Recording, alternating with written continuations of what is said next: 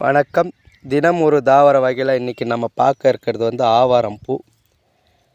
இந்த ஆவாரம் பூ தமிழர் திருநாளாம் தைப்பொங்கல் அன்றைக்கி இந்த மாதிரி பூ கொத்தாக உடைச்சி பொங்கலில் வச்சு படைப்பாங்க. அதுக்கப்புறம் இந்த ஆவாரம் பூ வந்து கால்நடைகளுக்கு மாலையாக கட்டி அணிவாங்க. இந்த ஆவாரம் பூவோட காய் பார்த்திங்கன்னா காஞ்ச உடனே பறித்து அரைச்சி தலைக்கு சீக்காவாக பயன்படுத்தியிருக்காங்க.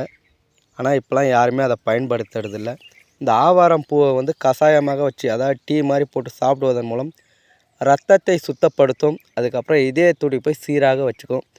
இந்த ஒரு நன்மை வந்து டைரெக்டாக இதுக்கு வந்து இருக்குது.